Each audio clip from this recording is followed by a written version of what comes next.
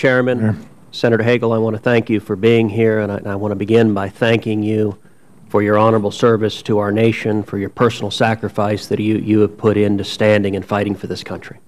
Thank you. I would like to begin by addressing a question of process. In your prepared statements today, you described that you have given hundreds of speeches and interviews. Yes. This committee asked you in this process to submit those speeches in the last 5 years, and in response to that, you handed over a total of 4 speeches. In my view, that submission was facially insufficient for this committee to assess your record. Indeed, your financial disclosure revealed you had received paid honoraria in the past year for 12 speeches, and yet you did not even hand over those speeches for which you were paid substantial sums of money. Beyond that, 2 days ago, 6 senators, including Ranking Member Inhofe, sent you a letter asking for financial disclosure.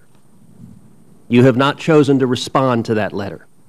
That letter in particular asked about the private organizations that have paid you over the past 5 years and the degree to which any of those funding sources have come from foreign countries, foreign nationals, foreign sovereign debt funds. You chose not to respond to that letter. In my view, unless and until you respond to the requests of members of this committee does not have a proper record on which to assess your confirmation, and I think we need full disclosure and adequate time to assess that. Now, I'd like to ask initially a point of clarification. With respect to the International Criminal Court, do you believe the United States should become a party to the International Criminal Court? Senator, may I quickly respond to your first comment? I'd like you to answer my question. My time is limited.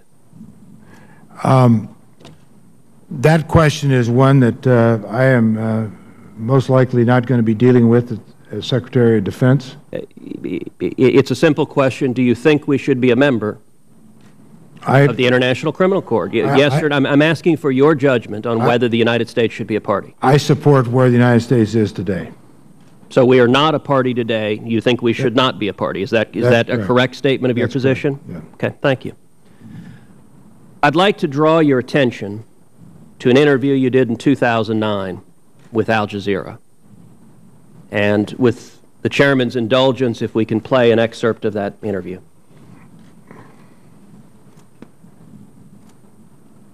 Leadership around the world, there is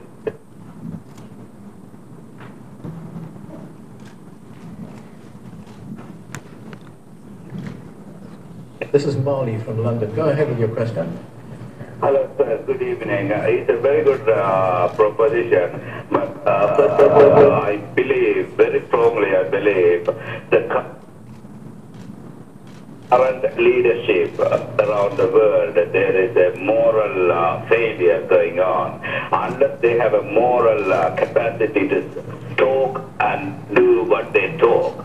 For example, if you look at Palestine, there is a war crime and they are not dealing with it. But in Sudan, they are dealing with it and they are really biased justice. And if you look at Sri Lanka, the Tamils being killed, there is a genocidal war going on in Sri Lanka, nothing being done. So there is a total moral Mali, what is your question with regards to the issue we're talking about, the reduction of nuclear weapons? My question is that leaders, there is a total moral failure. Unless we bring these leaders to a moral standard, nothing can be done. That's my question. What do you think about it? Okay, thank you. Let me put that to the Senator.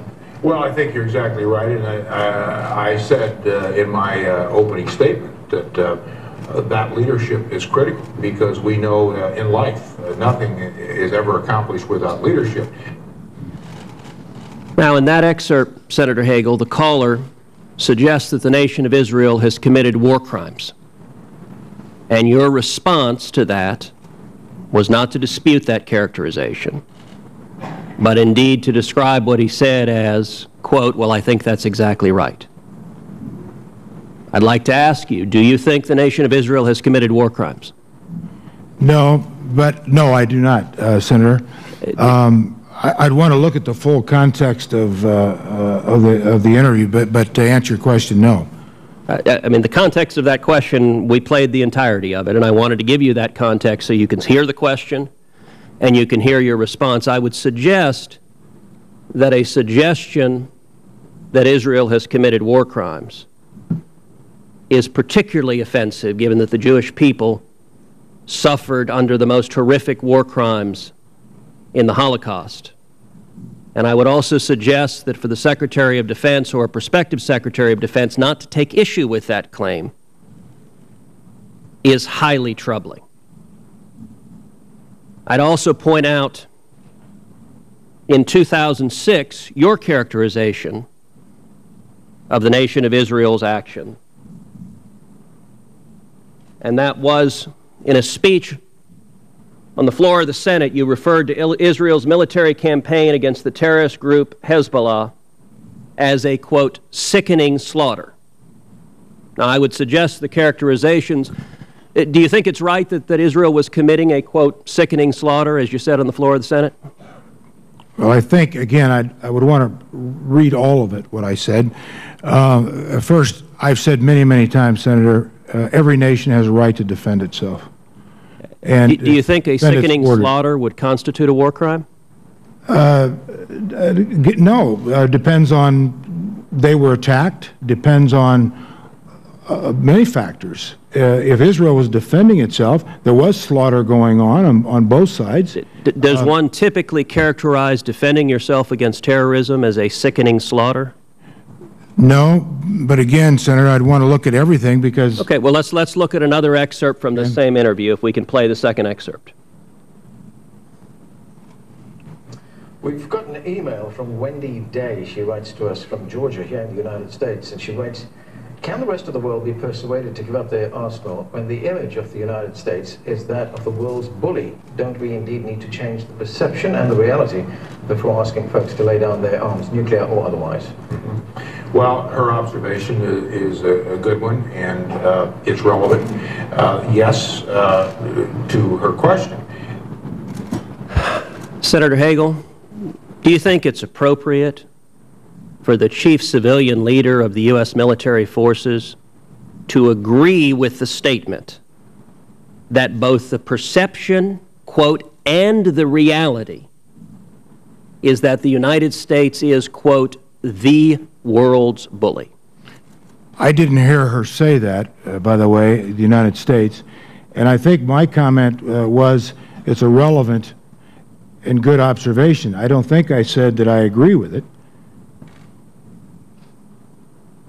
With respect, I think the record speaks for itself. It was in writing that she said the U.S. is the world's bully, that it is the reality. And your response, you did say you agree with it. You said her observation is a good one, it's relevant. Yes to her question. You explicitly agreed with the characterization of the United States as the world's bully. And I would suggest that is not a characterization. I think the United States has spilled more blood, more treasure, standing for freedom, liberating people across the world, and to go on Al Jazeera, a foreign network, broadcasting propaganda to nations that are hostile to us, and to explicitly agree with the characterization of the United States as the world's bully, I would suggest is not the conduct one would expect of a Secretary of Defense. Senator, she said that was an observation.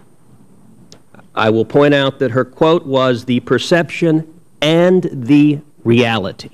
And with that, my time has expired. I look forward to a second round of questioning. Thank you.